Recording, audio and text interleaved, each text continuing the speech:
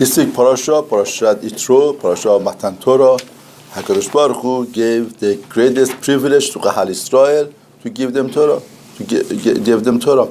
And that was something that is unique. Am Israel is unique. Now, Mefarshim say that there are 10 commandments that HaKadosh Baruch Hu gave to Moshe Rabbeinu by Har Sinai. Now, which one is the most crucial one? If they ask you which one is the most crucial one of 10 commandments, one could say the first one, the emunah, to face HaKadosh Baruch Hu. Some say, to lo tirsach, don't kill. Some say adultery. But it's very interesting that Mefarshim say the most crucial one is not the idol worshipping, it's not murder, it's not adultery. The most crucial one is the 10th one, which is lo tachmod bet re'echa, lo tachmod eshet re'echa v'avdo amato. Don't covet. Don't covet your house of your friend. Don't covet the wife of your friend, his slave, amato, his maidservant, his ox, his donkey, and whatever that he has. Kol asher l're'echa. Now, Mefarshim say, why? Why this is the most crucial one? Why is the worst one? Mefarshim say, because chemda, because covet, what it does to a person, nothing does. And makes a person to do what a person cannot imagine. Now, Mefarshim say, a Mussar, to bring out the point. Once there was a king, and this king said that I give you whatever that you want. It's your golden day. There was Mr. Jealousy and Mr. Taiba. It's a metaphor of Mr. Jealousy and Mr. Taiba. They were there, and the king says, see, today is your golden time. Now, whatever that I want to give it to you, the only thing is that I give to whoever asks first, I give twice of that to your friend. They were very happy, Mr. Taiba, Mr. Jealousy. They say, wow, such a wonderful day, such a wonderful offer. We cannot, not accept the offer. And all of a sudden, they thought about it. Mr. Jealousy said, what if I say first whatever that I want to ask, what's going to happen? Mr. Taiba, Mr. Desire, would get twice, double. I don't want to do that. Mr. Desire said, what? I should ask first. Mr. Jealousy would get double. Nobody talked. And meanwhile, the king is waiting for them. And he says, silence.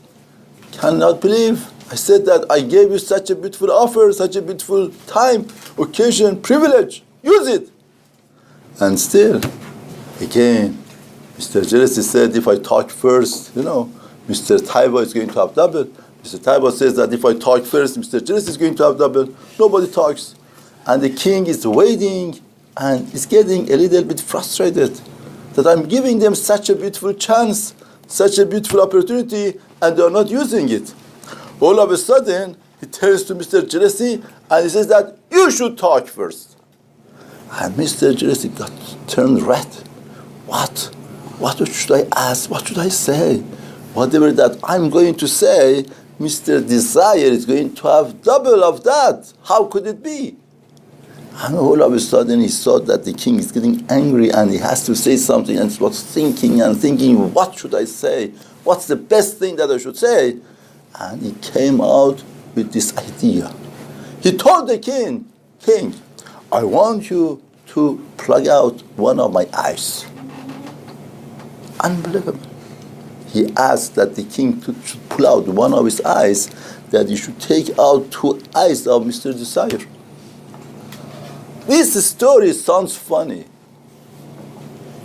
but believe it or not, the truth is the story of our life. We have beautiful occasions in life. HaKadosh Baruch Hu gives us the greatest blessing, greatest brachot in life. And here in the beautiful story over here, the king didn't put any cap of what they could ask for. He says, you could ask, it's open. You could ask for whatever that you want. What's bothering you, Mr. Jealousy? What's bothering you, Mr. Taiba, Mr. Desire? You could ask whatever that you want. What's bothering you? It's not the point what I want. It's not the point what I need. It's not the point what makes me happy in life. It's the point what he has. How does he live? What he's going to do with his life. If a life of a person is such a life, it's not a life. You give him the greatest blessing of life. He rather to turn over that simcha, that happiness, that joy and blessing to the greatest tragedy because of this coveting, because of kina. Now you understand why Chachamim tell us this 10th one is the most drastic one, it's the most crucial one. If you don't help it out, if you don't control it, you're going to lose. Just want to tell you a story that there were two people from 5 years old, they were together. And they went to Cheder, the first grade, second grade. One of them was the smartest, the other one was average, little bit average. And they were friends from childhood. Then they go to yeshiva, they get married, they have children. And obviously the smart ones gets married with the best shidduch, best home, best things. The other one average. They get old, they always, every once a week they would go and talk together, spend time together, friends. They get to age of 75. They are friends for 70 years. They celebrate that. And they drink. And they become a little bit drunk. And once they are drunk, the one who was average, he tells his friend, my dear friend, we are friends for 7 years. I want to share something with you. It's okay, what do you want to share with me? He says, I want you to know. He was crying, he has tears in his eyes. He says, for 7 years we lived together, we were friends together, we had a lot of good occasions together, but I want you to know that these 7 years, all the time I was jealous of your position. Always you were smarter than me. You got the best grade. Always you had the best everything in life. When it came to grades, you were the best. When we went to college, you were the best. The best profession, the best wife, the best home, the best children. Everything the best. And I was average. And he was crying and telling his friend that they were friends for 70 years. And all of a sudden, he sees that his friend is crying even harder and cries. He tells him, my dear friend, why are you crying so bad? Why? What happened? What did I tell you that made you to cry so hard? His friend says, you don't know. All of my life I was jealous at you. What? Jealous at me? What did I have that you should be jealous? He says, you don't know. I was the best student. I had pressure all the time. Anytime that at the test, I got a little bit off of my grade. It was disaster for me. And I saw you got the average grade and you are laughing. You have such a good time with your friends. When it came to shidduchim, I had so much tension that I should be the best. And you got a wife, you were happy with your wife. Everything was going well. When I got to the home, you see my mansion. Every brick, every step, every point of that mansion is full of pain for me.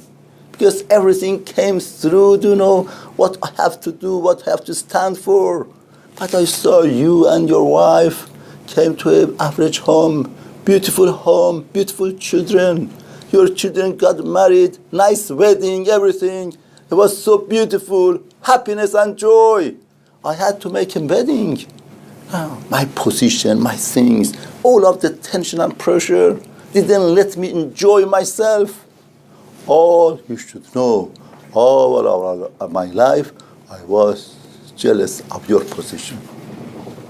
Do you know what these two friends say? They said, we wish we had this meeting 70 years ago. 70 years passed by, and each one thought the other one has it better. And life passed by, unfortunately. Therefore, that's why The Mefarshim say, Lo Tachmod is the most crucial of the 10 commandments.